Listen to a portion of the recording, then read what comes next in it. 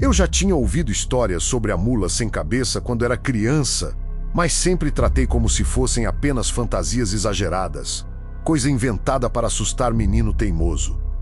Cresci, virei adulto, morei anos na cidade grande, me acostumei com barulho, com buzina, com prédio alto, com tudo que um cara de 40 anos aprende a chamar de normal.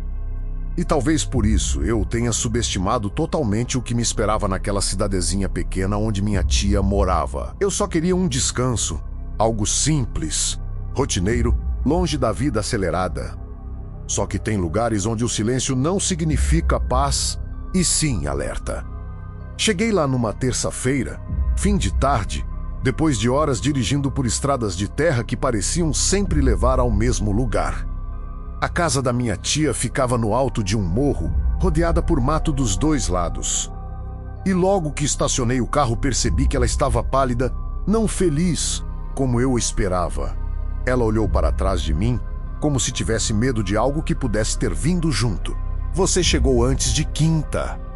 "Ainda bem," ela disse, e entrou depressa, puxando minha mala como se a pressa fosse mais importante do que me dar um abraço.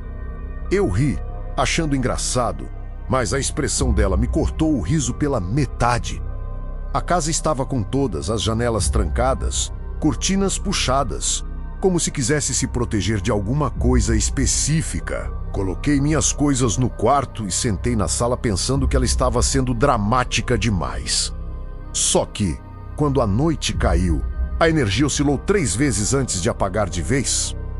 Minha tia ficou dura, segurando o braço da poltrona com tanta força que seus dedos ficaram brancos.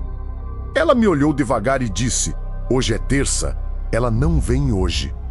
Mas daqui a 2 dias, você precisa saber de algumas coisas." Eu ri de novo, mas dessa vez sem graça, e perguntei quem era ela.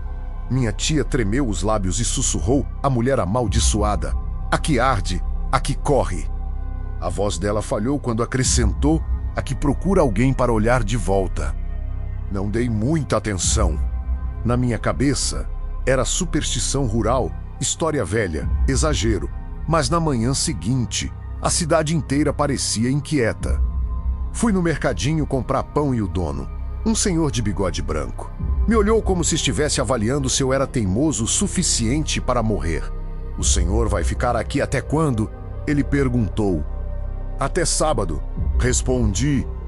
Ele baixou os olhos e murmurou alguma coisa que não entendi. Na quinta-feira, a cidade parecia abandonada. Não tinha ninguém na rua.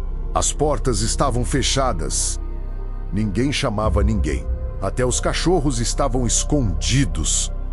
E quando o sol se pôs, minha tia trancou tudo de novo, mas, dessa vez com medo verdadeiro. Ela colocou panos molhados na soleira da porta, amarrou um galho de arruda na janela e disse: "Se você ouvir correria, se você sentir cheiro de queimado, não abre nada. Não responde se chamarem. E, principalmente, não olha pela janela." Ela apagou o lampião e ficamos ali, no escuro. Era tão silêncio que eu podia ouvir meu coração batendo.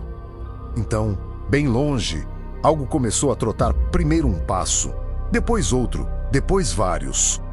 A terra parecia vibrar, como se algo pesado corresse rápido demais.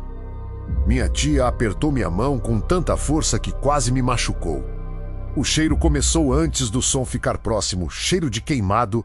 Não era incêndio, era enxofre, cabelo queimando, ferro quente encostando na pele. E então passou por nós um vulto veloz, arrastando o ar junto, um som de cavalo que não era cavalo. Um relincho humano, distorcido, como se saísse de alguém tentando gritar com a garganta em brasa. O vento empurrou a porta. A casa tremeu e uma sombra enorme riscou o terreno do lado de fora. Eu suei frio. Minha tia rezava tão rápido que não dava para entender. E no meio de tudo, alguém, alguma coisa, sussurrou meu nome do lado de fora, numa voz que parecia formada por brasas esmagadas. Eu fechei os olhos até o silêncio voltar. Quando amanheceu, houve uma confusão na cidade. As pegadas queimadas tinham sido encontradas perto da capela. e um bode tinha sido dividido ao meio sem barulho, sem sangue, como se algo com dentes de ferro tivesse atravessado o corpo numa única passagem. E foi aí que eu descobri a origem da maldição. Diziam que, há mais de 50 anos, uma mulher tinha sido jurada como bruxa por homens invejosos. Diziam que ela tinha um caso com um padre e que o povo, em vez de perdoar, a amaldiçoou, amarraram-na, queimaram seu rosto com ferro em brasa. E quando ela correu para fugir, o fogo consumiu tudo, menos o rancor dela. E desde então, nas noites de quinta-feira, ela voltava procurando alguém que reconhecesse a injustiça. Alguém que a olhasse. Mas eu teria duvidado de tudo isso se a varanda da minha tia não tivesse ficado marcada com 3 pegadas queimadas que antes não estavam lá. Na sexta, tudo piorou. A cidade inteira ficou em silêncio absoluto. Era como se até o vento tivesse medo. Fiquei sentado na sala, tentando ler um livro, mas minha mente só conseguia imaginar aquele cheiro de queimado. Quando a madrugada chegou, senti uma presença na janela, não ouvi som nenhum, nem passos, nem vento. Só senti calor, um calor que parecia entrar pela madeira. E, então, a voz, agora, mais perto, mais clara, chamando meu nome outra vez. Minha tia chorou, implorando para eu não levantar. Mas alguma coisa dentro de mim ficou paralisada, não por vontade, mas por força. Como se algo, do lado de fora, estivesse tentando me obrigar a olhar. A madeira da janela começou a chiar, como se estivesse queimando. Eu quase levantei, quase. Só que, no instante em que toquei o braço da cadeira, a voz mudou. Ficou profunda, furiosa. Como se a criatura soubesse que eu estava resistindo.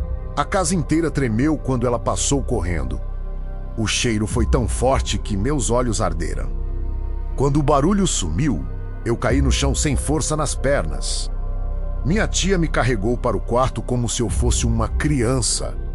No sábado, acordei com algo pior do que tudo, 3 queimaduras pequenas no chão, do lado da minha cama.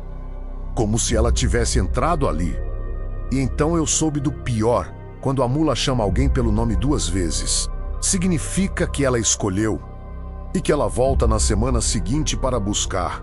Hoje é quinta-feira de novo. E desde que escureceu, a energia já piscou 3 vezes. O vento parou de soprar. E sinto o cheiro de queimado cada vez que fecho os olhos. Minha tia está ajoelhada na sala, rezando alto. Eu estou trancado no quarto, com um lampião quase apagando, e do lado de fora estão arranhando a janela. Não com unhas, com ferraduras. Se você ouviu esse relato até aqui, me deixa seu like, comente e se inscreve no canal. Talvez essa seja a última quinta-feira em que alguém me vê e se eu sumir. Espero que pelo menos alguém conte minha história para que ela não entre na Semana da Mula também.